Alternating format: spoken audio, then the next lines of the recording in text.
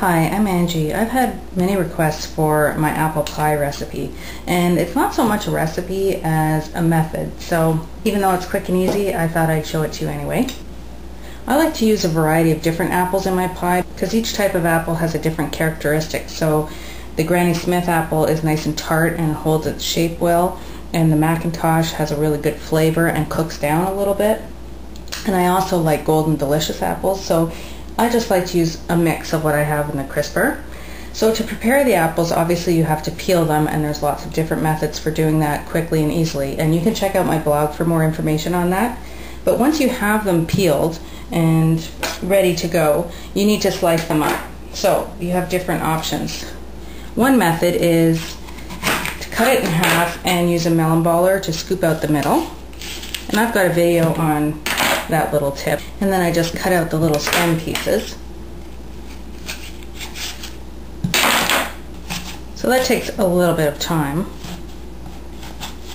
And then you can slice your apples to the thickness that you want. I like to leave some kind of thick and then have some sliced rather thinly. You just throw those in a bowl when you're done. The second way to prepare your apples is to use this apple corer and sectioner. My kids like this.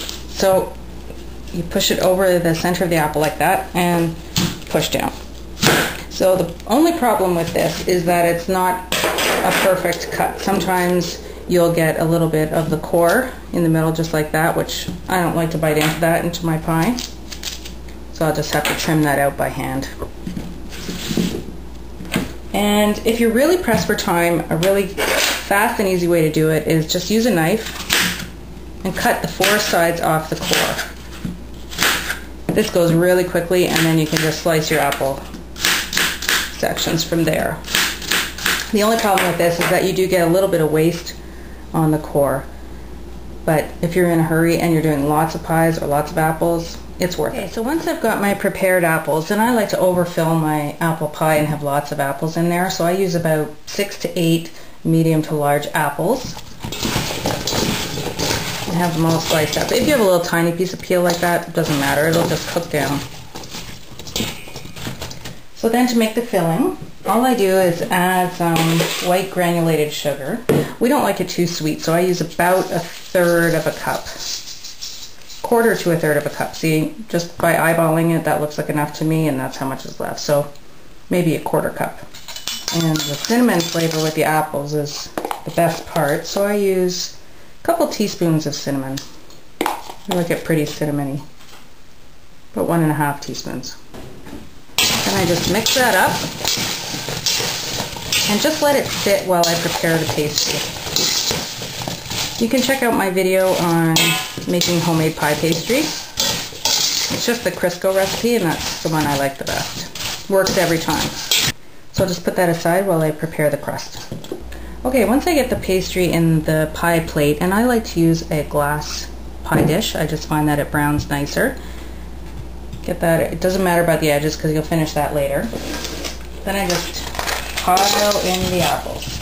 I've preheated the oven to 425. I like to start out with a nice hot oven, which makes for the nice golden crust. And then I'll turn that down after about 15 minutes to 350 and let it continue baking for about another 40-45 minutes till it's nice and golden and bubbly. So as you can see, I like to overstuff the pie. But you don't have to go quite this overboard. So I just get the apples piled in there. I just push down on them gently to make sure they're in there nice and securely. And then I just take about a tablespoon of butter and break it up and sprinkle it over the apples. You may not need the whole tablespoon. Just a little bit here and there. That's probably good. About ½ a tablespoon. And now I'll top it with the top crust. And you can check out my video on how to crimp the edge of the pie crust. So I'll go ahead and do that now. Okay, now I've got the top crust on the pie, and it doesn't have to be perfect. You don't have to crimp the edge like this. You can just throw it on there and do it kind of freeform. I guarantee it'll still taste delicious. So once that's on, I just like to put some vent holes in the top. I usually do a little star design, but kids love it if you can put their initials in there. And if you want, you can brush it with some egg yolk and sprinkle it with sugar. I'm just going to bake it just like this.